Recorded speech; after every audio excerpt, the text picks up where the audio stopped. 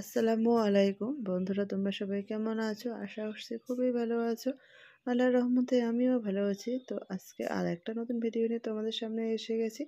তো কাছে এবং দূরে যেখান থেকে আমার এই ভিডিওটা দেখতেছো সবাইকে আমার তরফ থেকে অনেক অনেক ভালোবাসা। তো বন্ধুরা, এখানে আমি ইলিশ মাছ আর কি বসিয়ে দিলাম, দেখতে পেলে সব কিছু দিয়ে মেখে। তারপরে আর এদিকে আমি ভাত রান্না করেছিলাম, ছেলেরা খেয়ে স্কুলে গিয়েছে, সেই প্রেশার কুকারটা এখানে ছিল সেটা সরিয়ে রাখলাম। আর এদিকে আমি লঙ্কাগুলো পুড়িয়ে নিচ্ছি। এই লঙ্কা দিয়ে একটা নতুন রেসিপি আজকে বানাবো, সেটাই তোমাদের সঙ্গে শেয়ার করব। তো সেটা হলো যে আমি তো থাম্বনেলে বলেই দিয়ে টাইটেলে লিখিয়েছিলাম যে কি রান্না হবে সেই রেসিপিটা। তো এটা হলো একটা জমির মধ্যে যে কচুগুলো পাওয়া যায়, কিনতে নয়, কেনা নয় একদম। তো কোনো সময় এগুলো কিনতেও বাজারেও পাওয়া যায়। তো এগুলো সেই কচুটা আমি কিভাবে ডাল রান্না করি ইলিশ মাছের মাথা দিয়ে, সেটাই তোমাদের সঙ্গে শেয়ার করবো। এখানে কাঁচামরিচগুলো আমি পুড়ে নিচ্ছি ফার্স্টে। আর এদিকে ছোট ছোট মাছ আছে, চাঁদা মাছ, পুঁটি মাছ, সেগুলো আর কি ভাজি করবো। সেই জন্য আর কি সব কিছু মশলা দিয়ে মাছগুলো আমি মেখে নিয়ে তারপর আর কি রান্না বসিয়ে দেবো। তো এগুলো রান্না করার পর কিন্তু আমি ভাজি করব। তো এগুলো এই যে তেল, মশলা, লবণ, জিরে গুঁড়ো, হলুদ গুঁড়ো সব কিছু দিয়ে, কাঁচামরিচ, পেঁয়াজ কেটে নিয়েছি, সবগুলো দিয়ে সুন্দর করে আমি মেখে নিয়েছি। এই যে দেখতে পাচ্ছ বন্ধুরা, মেখে দিয়ে তারপরে কিন্তু এই মাছটা আমি বসিয়ে দেবো। তো বন্ধুরা, কাছে এবং দূরে যেখান থেকে আমার এই ভিডিওটা দেখতেছো, প্লিজ তোমরা একটা লাইক করে দিও।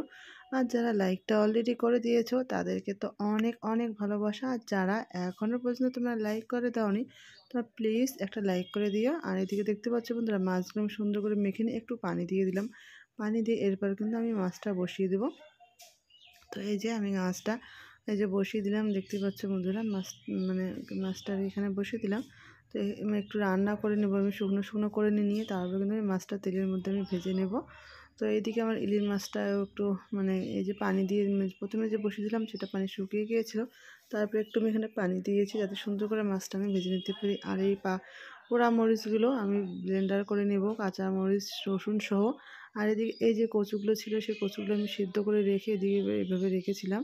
তো এদিকে আমি কচুগুলোর মধ্যে একটু পানি দিয়েছিলাম, তোমরা দেখতেই পেলে। আর এদিকে আমি কড়াই বসিয়ে দিয়েছি, কড়াইটা গরম হওয়ার জন্য অপেক্ষা করতেছি।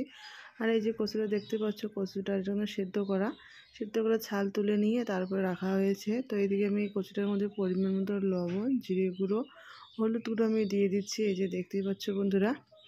এরপর কিন্তু সব দিয়ে এরপর এই যে কাঁচামরিচটা যে পুড়েছিলাম সেটা আর পেঁয়াজ একসঙ্গে পুড়েছিলাম সেটা আমি এখানে দিয়ে দেবো। আর এদিকে যেহেতু একটু শক্ত শক্ত টাইপের হয়েছে, তো সেটা আমি পানির সঙ্গে সুন্দর করে মিশিয়ে নিচ্ছি কচুটা আর কি, দেখতে পাচ্ছ। এটা কিন্তু সেদ্ধ করা কচু, সিদ্ধ করার পরে কিন্তু এই কচুটা একটু শক্ত হয়ে থাকে। তো এই যে দেখতে পাচ্ছ, এই জমির মধ্যে এই কচুটা হয়ে থাকে গোল গোল আর কি, লম্বা, কোনো ইয়ে নেই। আর তার এদিকে আমার কড়াইটা গরম হয়েছে। এরপর আমি এখানে পরিমাণ মতো তেল দিয়ে দিলাম। আর এইদিকে ইলিশ মাছ আর একটু পাঁচফোড়ন দিয়েছিলাম। আর এই যে ইলিশ মাছটা রান্না করছিলাম সেই মাথাটা আমি তুলে নিয়ে তেলের মধ্যে দিয়ে দিলাম। আর এই যে মাছটার মধ্যে আমি পানি দিয়ে দেবো, যেহেতু মাছটা আমার শুকনো শুকনো হয়ে গিয়েছে, পানি দিয়েছি। আর এদিকে মাছের মাথাটা আমি সুন্দর করে তেলের মধ্যে একটু ভেজে নেব, এই যে দেখতে পাচ্ছ বন্ধুরা। আর এইদিকে আমি এই যে কাঁচা মরিচ আর পেঁয়াজ যে ব্লেন্ডার করে রেখেছিলাম সেটা আমি কচুটার মধ্যে দিয়ে দিলাম। এই যে দেখতে পাচ্ছ না, দেওয়ার পরে এখানে মাছের মাথাটাও আমি সুন্দর করে কিন্তু ভেজে হালকা করে আর কি ভেজে নিলাম। নিয়ে এখানে আমি এই কচুটা আর কি দিয়ে দেবো। তো এই কচুটা আর কি এই ইলিশ মাছের মাথাটা দিয়ে রান্না করার পর এত টেস্ট হয়েছে কি বলবো। আর বলার মতো ভাষা নেই। এই কচুটা না শুটকি মাছ দিয়ে বা অন্য কোনো মাছ দিয়েও রান্না করলে অনেক টেস্ট হয় খেতে। তো আমি ফার্স্ট টাইম আর কি আজকে ইলিশ মাছের মাথা দিয়ে রান্না করতেছি। তো ভাবলাম যে কীরকম লাগে, আমি কিন্তু কোনোদিন ইলিশ মাছের মাথা দিয়ে রান্না করিনি, তো ফার্স্ট আজকে রান্না করেছি। তো অনেক অনেক টেস্ট হয়েছে আর দুর্দান্ত হয়েছে খেতে। তারপরে যে এভাবে করে আমি আমি কিছুক্ষণ কষিয়ে নেব কচুটাকে আর কি, দেখতে পাচ্ছ পানি তো একবারেই দিয়েছি আমি। এরপরে আমি এভাবে সুন্দর করে আর কি কষিয়ে নিচ্ছি, এই যে দেখতেই পাচ্ছ।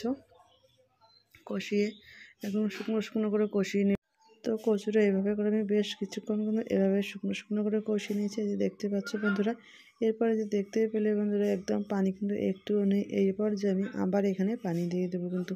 তো যেহেতু আমি অনেকক্ষণ ধরে এভাবে কষিয়ে নিচ্ছি একদম শুকনো শুকনো করে, তো এই যে দেখতে পাচ্ছ আর একটু পানি দিয়ে দেবো। একদম বেশি করে না, অল্প করেই পানি দেবো। আবার কিন্তু আমি এভাবে করে কিছুক্ষণ আর কি নেড়ে চেড়ে নিয়ে আবার কিন্তু শুকনো শুকনো করেই কষিয়ে নেব, যেহেতু এই কচুটা আর কি। তো শুধু সিদ্ধ করা হয়েছে, সেই কারণে কিন্তু রান্নাটা খুব সুন্দর করে করতে হবে, নাহলে কিন্তু একদম টেস্ট হবে না। তো এই যে দেখতেই পাচ্ছ একদম এভাবে করে আবার আমি সুন্দর করে নেড়ে চেড়ে নিচ্ছি, নিয়ে আবার কিন্তু কষিয়ে নেবো। তো এই যে দেখতে পাচ্ছ, আর এই করে কচুটা রান্না করার সময় কিন্তু এখান থেকে একটু সরা যাবে না, নাহলে কিন্তু নিচে লেগে যাবে। তো এইভাবে শুধু অনবরত নাড়তেই থাকা লাগবে। আর এদিকে আমার ইলিশ মাছটাও কিন্তু হয়ে এসেছে, রান্না করা আর কি নামিয়ে নেব। আর এই যে দেখতে পাচ্ছ বন্ধুরা, আবার কিন্তু কচুটা এভাবে করে সুন্দর আবার কিন্তু কষিয়ে নেবো। আর একটু কিন্তু এখান থেকে সরা যাবে না, নাহলে কিন্তু নিচে পুড়ে যাবে। তো এইভাবে করে বারবার বারবার অনবরত নাড়তে নাড়তে এটা রান্না করতে লাগবে। আর এখানে আমি এই পর্যায়ে একটু ধনিয়া পাতা দিয়ে দেবো। ধনিয়া পাতা দিয়ে আবার সুন্দর করে নেড়ে চেড়ে নেব। তো ওই যে বললাম শুধু নাড়তেই থাকা লাগবে, না নাড়লে কিন্তু কচুটা নিচেই লেগে যায়। তো এভাবে করে আর কি নেড়ে নেড়ে নিচ্ছি। তো তারপরে যে এই যে মাছটা আমার হয়ে গিয়েছে, আর এইটাই দেখতে পাচ্ছ বন্ধুরা কচুটা আবার কিন্তু আমি এই যে শুকনো শুকনো করে নিলাম। এরপর কিন্তু পানি দিয়ে দেবো, আর কিন্তু আমি শুকনো শুকনো করবো না, এই পানিতেই কিন্তু আমি কচুটা আর কি নামিয়ে নেব, মানে ডালটা আর কি, এটাকে বলে কচুর ডাল আর কি। তো এটা যে এই কচুটা না এভাবে ডালই খেতে হয়, অন্যভাবে রান্না করা যাবে না। তো যেহেতু এটা জমির মধ্যে, আর যেটা বাজারে কিনতে পাওয়া যায় সেটা কিন্তু এমনি কেটে রান্না করতে হয়, আর এই কচুটা এভাবে ডাল করেই রান্না করতে লাগে। তো এরপর আমি এই যে নেড়ে চেড়ে নিচ্ছি সুন্দর করে পাতলা করে, যে যেরকম খেতে পছন্দ করো। তো এই কচুটা সেভাবেই রান্না করা যায়, পাতলা বা ভারী। এই ডাল মানে এই কচুর ডালটা কিন্তু ভারীটাই ভালো লাগে, পাতলা কিন্তু ভালো লাগে না। আর খুব বেশি পাতলা মানে এরকম করে রান্না করলে একটু পরে কিন্তু অনেক ভারী হয়ে যায়, মানে ঠান্ডা হলে এরকম কিন্তু পাতলা থাকে না। তো এর থেকে মনে হয় আর বেশি পাতলা করা সম্ভব নয়। আর যেহেতু রান্নার পরে ভারী হয়ে যায়, এইদিকে আমার মানে ইলিশ মাছটা নামিয়ে নিয়ে এটা দুটো কই মাছ নিয়ে এসেছিলো, সেই দুটো কই মাছ আমি রান্না করবো মাখা মাখা করে। আর এদিকে আমার এই ডালটাও হয়ে গিয়েছে, আর একটু ধনিয়া পাতা দিয়ে আমি ডালটা নামিয়ে নেব। তো বন্ধুরা, আজকের আমার এই ভিডিওটা তোমাদের কাছে কীরকম লাগলো তোমরা কিন্তু সেটা অবশ্যই কমেন্টে জানিও।